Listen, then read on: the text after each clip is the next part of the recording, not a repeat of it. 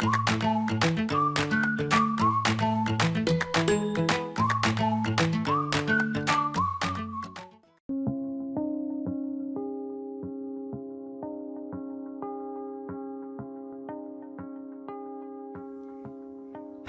21일 월요일.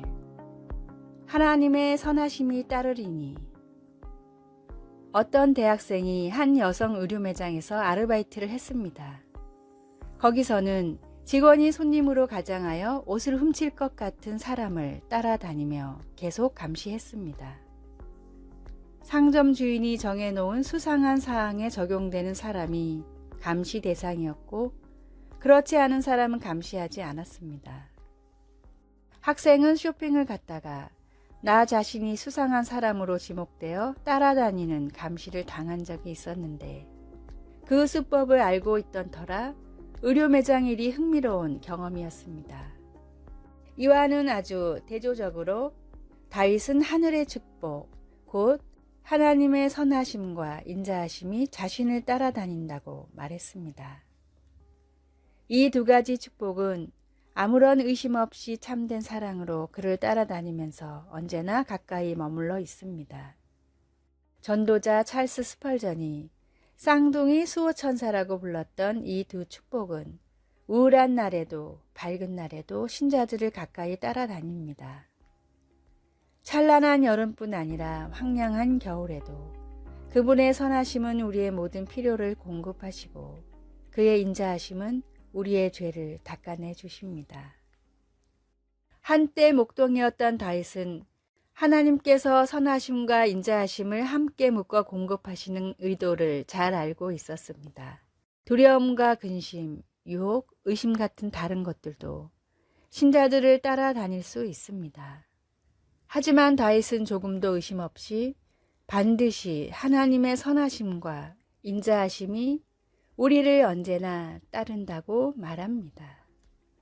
말씀, 내 평생의 선하심과 인자하심이 반드시 나를 따르리니. 시편 23편 6절. 찬송 393장 오 신실하신 주. 기도. 사랑하는 하나님, 하나님의 선한 의도와 하나님의 선하심과 인자하심이라는 두 가지 아름다운 축복이 저를 따르게 하시니 감사합니다.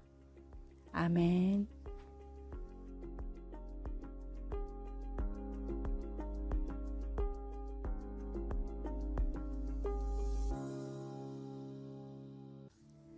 (8월 22일) 화요일.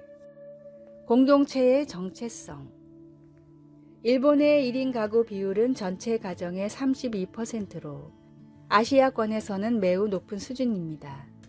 그래서 뭐든지 혼자서 즐길 수 있는 문화가 매우 발달했는데, 그중 하나가 혼자서 편하게 밥을 먹을 수 있는 1인 식당입니다. 1990년대 일본으로 여행을 갔던 사람들이 가장 놀랐던 것 중 하나가 1인 식당이었습니다. 혼밥 손님도 다른 사람의 눈치를 보지 않고 편하게 밥을 먹을 수 있게 도서실처럼 칸막이가 쳐 있는 식당으로 최근 우리나라에도 이와 비슷한 식당들이 많이 생겨나고 있습니다. 그런데 최근 일본에는 1인 식당에서 벗어나 스몰 레스토랑 문화가 유행이라고 합니다. 10명 정도의 손님들이 칸막이 없는 자유로운 바에서 서로 마주 앉아 식사를 나누는 문화입니다. 비록 모르는 사람들이지만 혼자가 외로운 사람들이 사사로운 이야기로도 교제를 하고자 하기 때문입니다. 몇십 년 전에 일본처럼 1인 식당이 생겨나고 있는 우리나라도 가까운 미래에 외로움을 달래기 위한 스몰 레스토랑이 생겨날지도 모릅니다. 하나님은 사람을 결코 혼자서 살아가게 창조하지 않으셨습니다. 서로의 믿음을 세워주고 서로의 비전을 위해 격려할 수 있는 하나님의 세우신 공동체가 우리 교회가 되어야 합니다. 오늘의 말씀. 형제가 연합하여 동거함이 어찌 그리 선하고 아름다운고. 시편 133편 1절.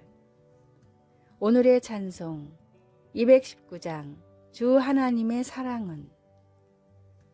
오늘의 만나. 믿음을 세워주고 비전을 위해 격려할 수 있는 사람이 되게 하소서.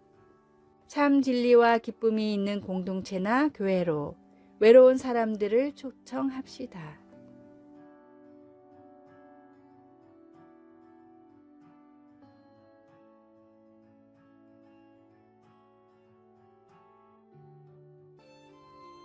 (8월 23일) 수요일. 햇빛 웅덩이. 어느 더운 여름날 4살 난 손녀 몰리와 함께 공놀이를 한 후 잠시 쉬고 있었습니다.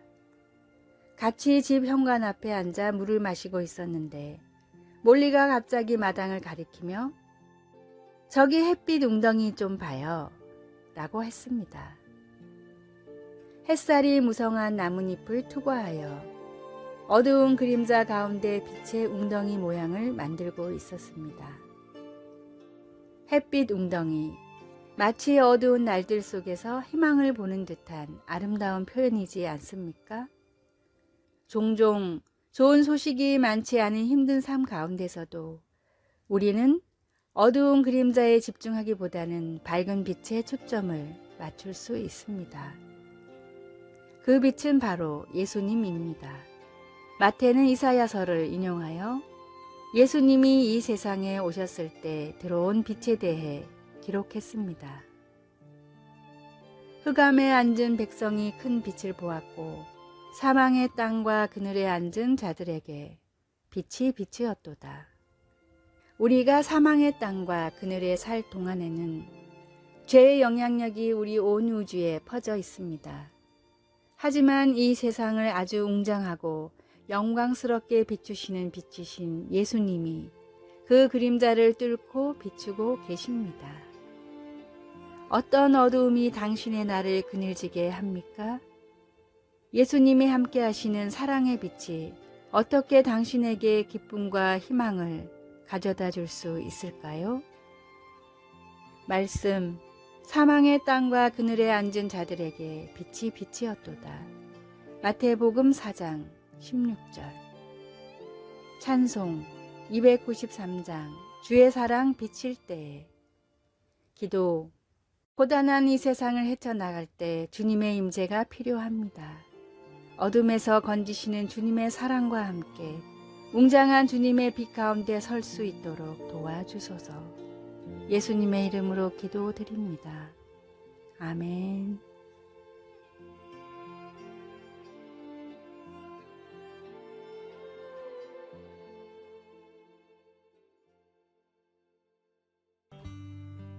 (8월 24일) 목요일. 한눈을 팔지 마라.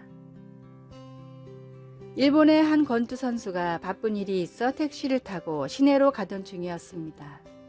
시내가 막혀 약속 시간 안에 도착할 수 있을지 초조해지자 자신도 모르게 반복해서 창밖을 바라보는 행동을 한다는 사실을 깨달았습니다. 길이 막혀 답답한 택시기사가 창밖을 바라보자 자신도 같이 창밖을 바라보는 것 같았습니다. 이후 선수는 만나는 사람에게 이 원리를 응용해 실험을 했는데 모든 사람이 자신의 시선을 따라 한눈을 팔았습니다. 언제 어디서라도 갑자기 한눈을 팔면 자연스레 상대방의 시선도 따라왔습니다. 심지어 주먹이 마구 교차되는 링 위에서의 상대 선수조차도 시선을 따라 한눈을 팔았습니다. 이 선수는 이때의 경험으로 링 위에서 종종 시선을 관중석으로 돌려 상대를 방심하게 만든 후에 공격하는 필살기로 세계 챔피언이 되었습니다. 이 선수의 필살기는 나중에 그 원리가 밝혀졌지만 당시 당하는 선수들은 왜 당하는지 모른 채 그저 방심했다고만 생각했습니다. 세상의 모든 문제를 해결할 분명한 답을 찾았다면 이제 그 답을 향해 평생 전진해야 합니다. 오늘의 말씀. 예수께서 대답하여 가라사대 너희가 사람의 미혹을 받지 않도록 주의하라. 마태복음 24장 4절. 오늘의 찬송 329장 주 날 불러 이르소서. 오늘의 만나. 세상의 모든 문제를 해결해 주시는 주님만을 바라보게 하소서. 나를 위해 모든 물과 피를 쏟으신 주님을 끝까지 바라봅시다.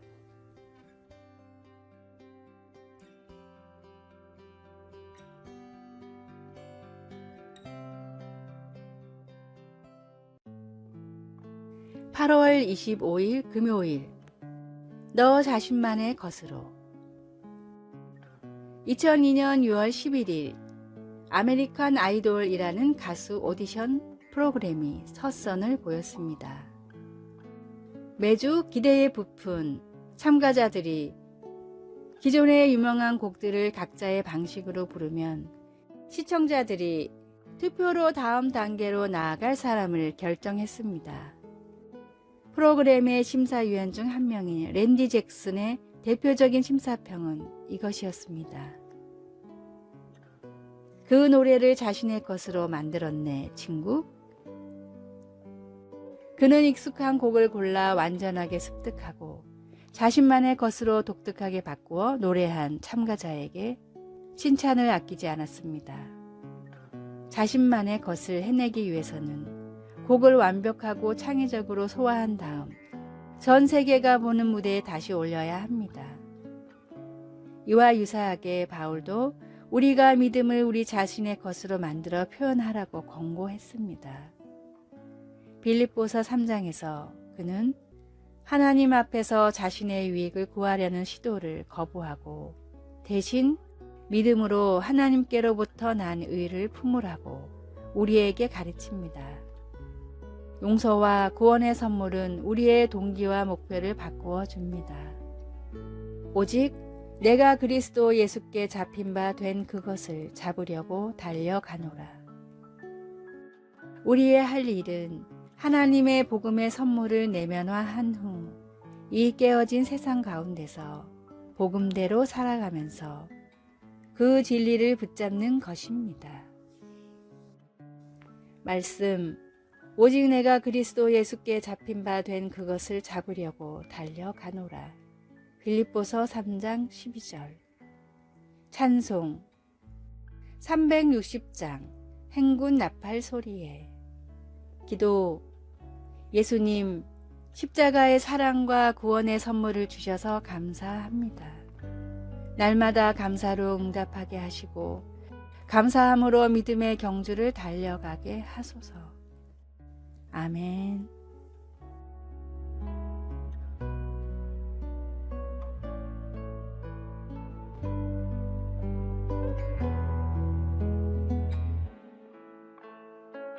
아래의 빨간색 글자 구독을 누르시어 더 많은 전도의 열매를 맺으시기를 기도합니다.